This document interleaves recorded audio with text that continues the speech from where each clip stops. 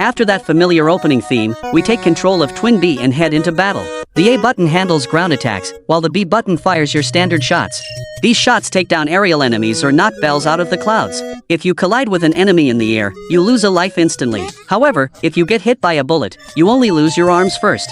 You get one chance per life to fly into an ambulance to repair them. If you miss the ambulance, you're stuck moving forward without arms. If you get hit by a bullet while your arms are gone or hit a second time, it's game over for that life.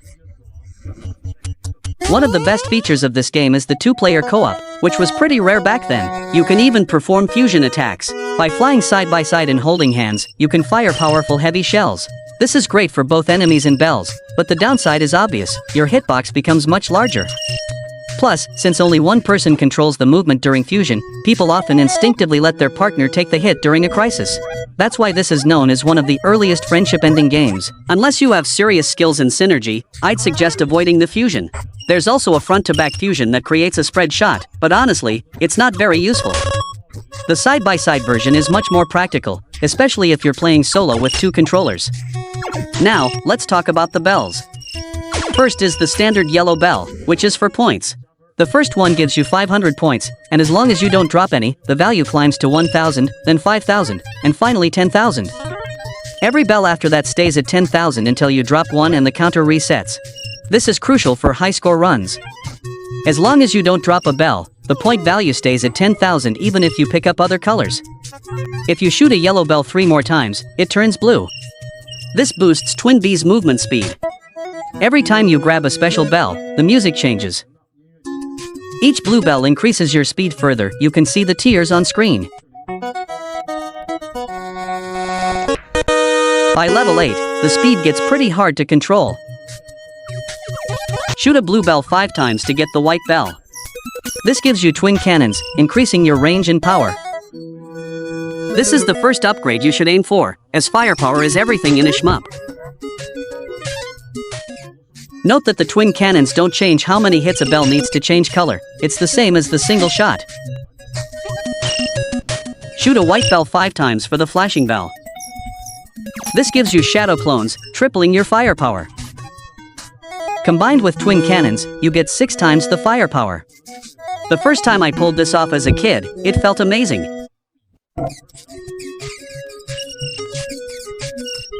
You feel invincible, but be careful, you still have no defense.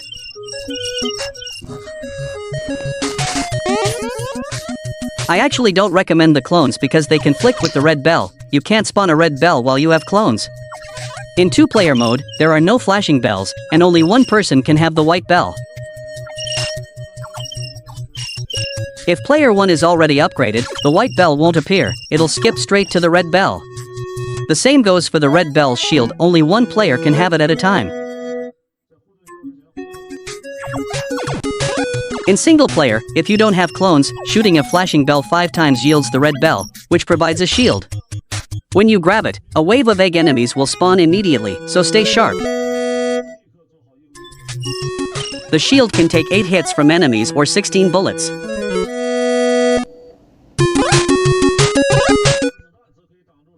Personally, I prefer the defensive shield over the clones.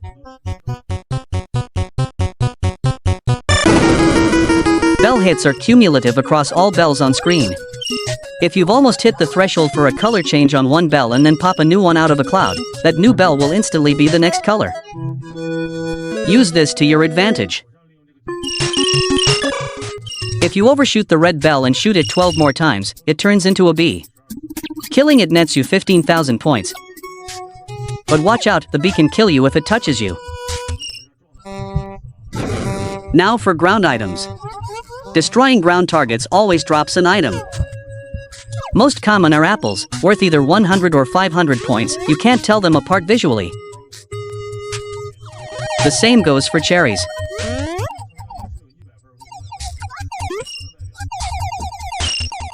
For functional items, the star clears all enemies and bullets from the screen.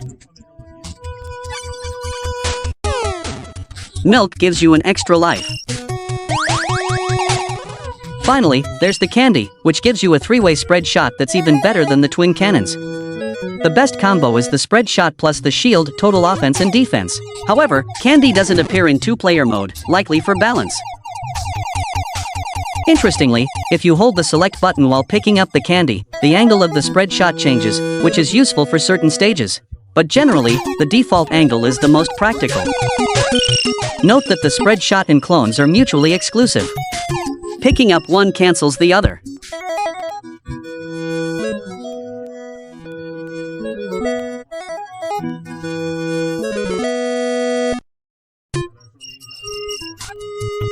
As for lives, besides the milk item, you get an extra life at 50,000 points, and then every 150,000 points after that, up until 950,000.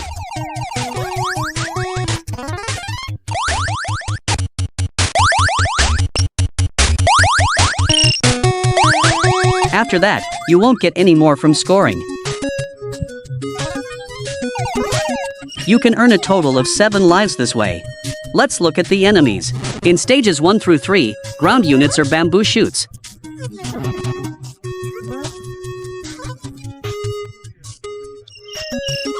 Aerial enemies in stage 1 include strawberries that turn suddenly, radishes with fixed paths, and diving eggplants.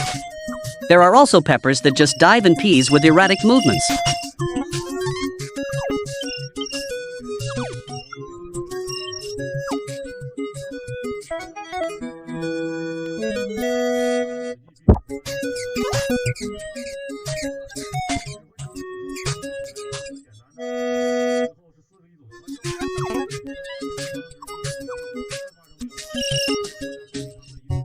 The stage 1 boss is General Onion. He only fires bullets, just dodge and fire. If you die during a boss, the music changes. Konami's music is always top tier. 20 hits will take him down for 10,000 points.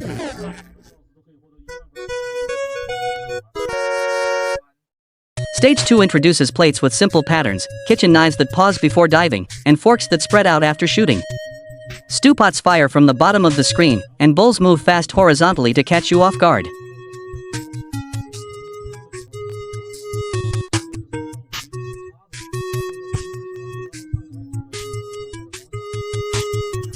Finally, there are soup pots with weird looping paths.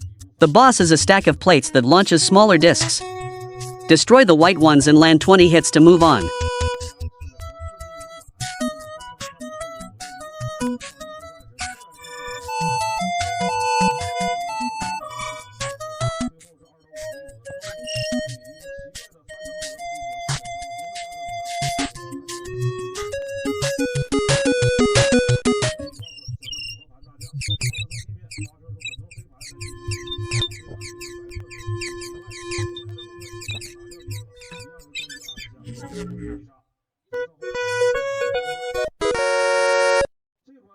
Stage 3 starts with red fish that loop before charging.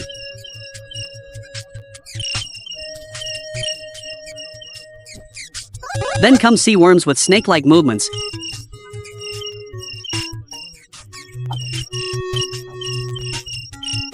And crabs that move horizontally once they align with you.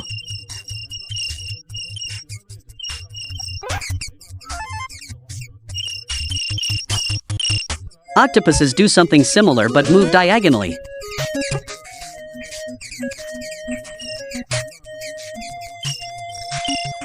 Lobsters dive fast.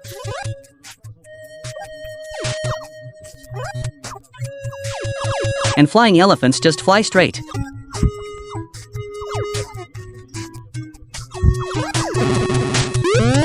The boss is a giant shark that summons 4 frogs.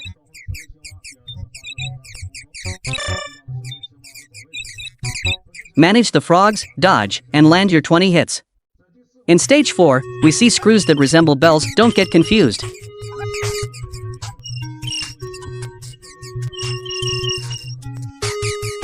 There are also bouncing engines, and the ground units upgrade to hands that fire much faster.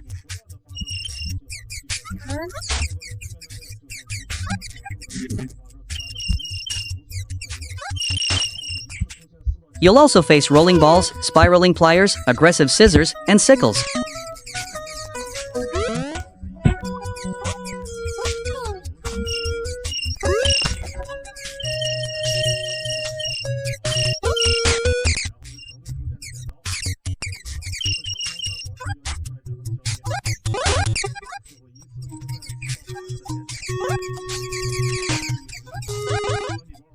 The boss is a stationary set with 3 rotating minions. Keep your distance and keep firing.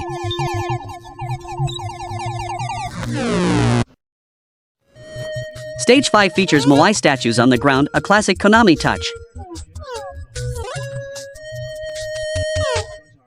Enemies include dandelions, spinning sunflowers, and roses that bounce off the screen edges.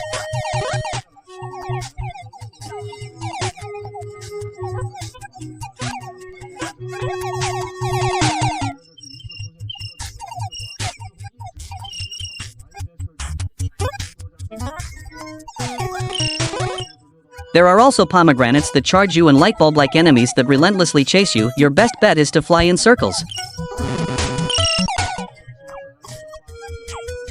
You'll also see socket enemies and blade-like enemies that bounce around, which can be very overwhelming.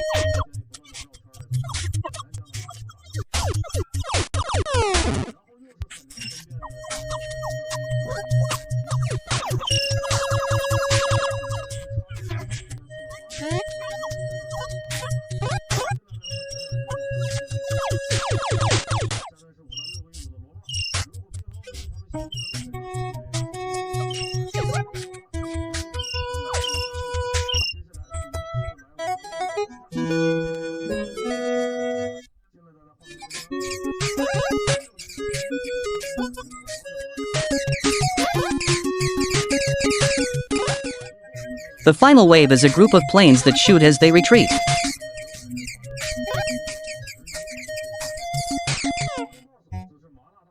The final boss is the Spice King, who summons sunflowers. Break the sunflowers, keep moving, and once he's defeated, you've cleared the game. While there is a Stage 6, it's just a harder version of Stage 1. Like most early Famicom games, it loops infinitely without a real ending cinematic.